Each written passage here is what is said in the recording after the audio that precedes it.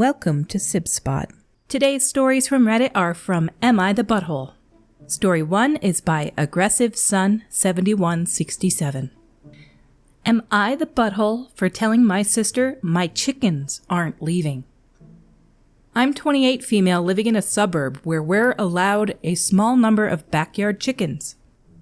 I adopted this hobby around 2 years ago, and since then I've been raising a lively flock of 6. They're delightful, quirky, and they supply fresh eggs that I either sell to neighbors or use in my cooking. My sister, who's 32, lives across town and recently went through a divorce. Since then, she's been bringing my niece, who's 3, over to my place more often as I help her out by babysitting. My niece has taken quite a liking to my chickens. She enjoys feeding them and watching them potter around in the yard. It's turned into a unique way for us to bond. However, the predicament here involves my sister. She's developed an irrational fear of avian flu. She believes that my chickens are a health risk, causing her anxiety, and she worries that her daughter might contract the disease from them. Despite my attempts to assure her that the chickens are vaccinated, well cared for, and pose no risk, her fears persist. She's been pressuring me to dispose of my chickens, arguing that it's for the safety of her child. Her logic revolves around the idea that my niece could catch the flu from them. I have suggested precautions, such as ensuring my niece washes her hands after playing with the chickens, but this doesn't assuage her concerns. While I deeply care for my sister and want my home to be a comfortable space for her and my niece, I feel it's unjust for her to try to dictate my choice of pets. After several months of back and forth on this, I finally lost my patience and told her, my chickens are here to stay. They're an integral part of my life. If you can't handle that, you're not obliged to visit. This has led to her refusing to bring my niece over. Even my parents have stepped in, accusing me of prioritizing my chickens over family. I don't wish to damage my family relationships, but I can't agree with my sister's attempt to force me to abandon pets I love and maintain responsibly. So, Reddit, am I the butthole for firmly stating that my chickens aren't leaving? I have a bit of a hard time seeing chickens as a straight-up pet, kind of like cats and dogs, but I'm the same way with like snakes and hamsters and stuff. I don't see them as petty, I guess. That's not a good word for it. As much like pets as cats and dogs are.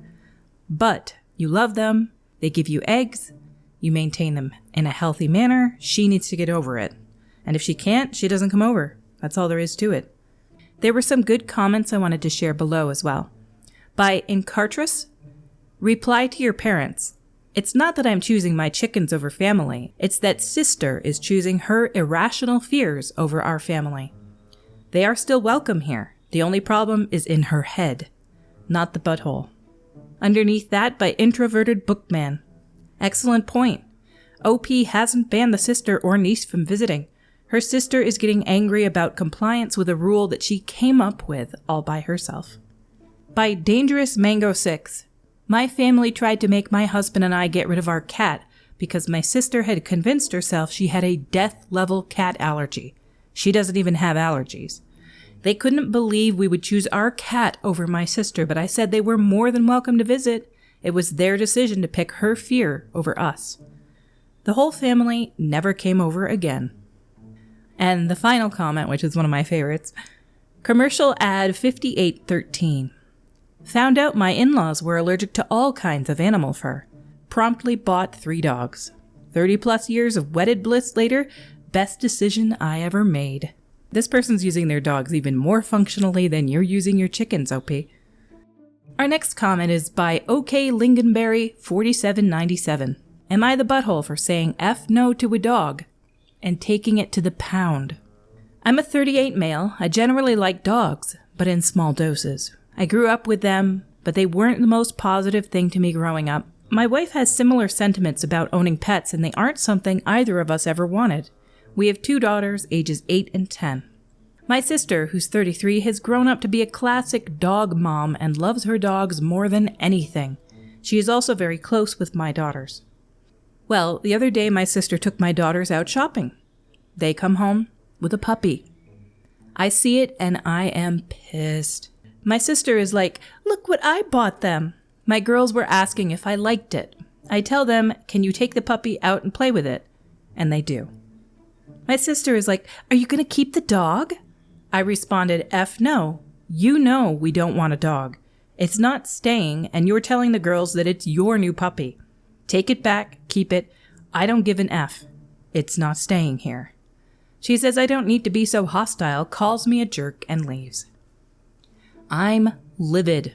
I call the girls in and they are happy. My heart broke telling them we can't keep this dog. The look from happiness to sadness is something I'm not going to forget. "Your aunt tricked you and this dog isn't yours." Well, that did not go over great, and they both went to their room crying. I took the dog straight to the pound. I gave my sister one more opportunity to keep it, but she said her lease won't allow another dog. But she called me evil before hanging up. Am I the butthole? Edit. I don't know where my sister got it from. I found a recommendation on Nextdoor and took it there. I don't believe they're all kill shelters in my area anyway. Pounds are terrible, though necessary, places. But, no, you're not the bad guy in this case. And I'm an animal lover. I love my cat. Like, he's my priority over pretty much anyone. And we have 2 dogs, and they take priority over most people we know. So I'm an animal lover, but you don't give somebody a puppy who you know doesn't want dogs. And you're basically trying to create a divide between the parents and the kids when you know they're going to say, "We don't want the dog." Dogs are a lot of work, and they are not gifts. They're not presents. Actually, I'm just going to leave this to Unfortunate Daring, who said it best. Not the butthole. Everyone needs to hear this. Puppies are not presents. They are decisions made by the family to get a new family member, to make sure the dog is cared for life, and loved by the family, and not some random gift you throw out when it doesn't amuse you. Your sister needs to reevaluate her decision-making. And underneath that, 2 dogs' life. So true. And they are freaking hard work. Housebreaking, training, lost sleep, chewed toys, not to mention the vet expenses and costs of maintenance, toys, crates, foods, treats, leads, and collars. Plus, if you're somebody who likes to travel at all, or you want to go out camping for a little while, my cat can't go camping with me. He is maintenance. He requires work. I have to be here to take care of him generally. I can leave him with food and water for a little while, and have done that for a day or 2 before, but still, I worry about him constantly. These kinds of animals, cats and dogs, are not presents. They are very cute. They will make somebody so happy, and those little girls might love dogs later and have some of their own. That's fine. But if the parents don't want it, don't get them as a gift. That just shows you're not thinking. Our next story is by Intelligent Emu 9725. Am I the butthole for using my hearing aids to make someone look stupid? I'm an 18 female and I have moderate hearing loss. I lost hearing over the years with many ear-related incidents. I wear hearing aids to hear people talk sometimes, but mainly I use them at school. When I start a school year, I tell the teacher I wear hearing aids, and they normally put me next to their desks so I can hear them without the use of my hearing aids. In one of my classes, I have a girl named Lily. Lily likes to yell at people to get them to come to her, instead of her getting up and coming to talk to them. No matter who tells her to stop, she won't. The teacher stopped trying to get her to stop a long time ago. In this class, we have to take notes. Lily missed notes day and the teacher told her to find someone with notes. No one near her wanted to give her notes, so she chose me. I was on the opposite side of the room and she began yelling at me. She's done this all year and it was annoying. I didn't look at her. I just kept working on other schoolwork. I wasn't going to give her special treatment because she was lazy. She has no mobility issues, she just doesn't want to walk up to other people. She kept getting louder and more frustrated that I wasn't going to her. She yelled at me for 10 minutes before she stood up and walked over to me. She was very mad at me and kept saying that it was stupid that I didn't go over to her and she shouldn't have to stand up. She very loudly asked, "What are you, deaf?" The entire class was watching us. I have no idea where the teacher was. I slowly turned to her before taking out the case that has my hearing aids in it and made a show of putting them in. I then very loudly asked her, "What?"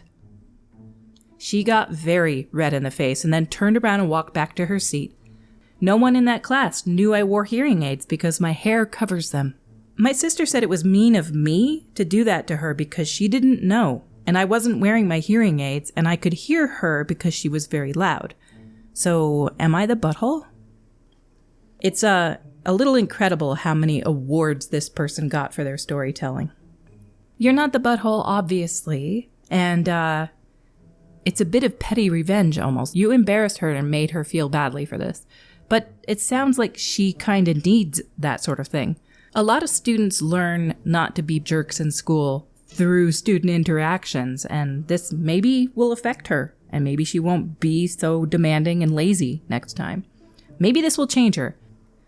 But I know that when I was working in school, there was this one kid who always tried to act so tough. He just thought he was the cat's meow, and he was loud and rude to teachers. And all the teachers would say quietly about him, when he gets to middle school, he's not going to last long. And when he got to middle school, he matured instantly. I saw him again a couple years later, and he was just the nicest kid and actually kind of quiet. So interactions with your peers can really change you over time. And I think that's one of the benefits of school, honestly. Public school, that is. Top comment below by Pancake Elbow says, OP, you are a hero. This is glorious just desserts you have dished up to this belligerent jerk. Not the butthole. Today's episode has come to a close. Until we meet again, have a special day.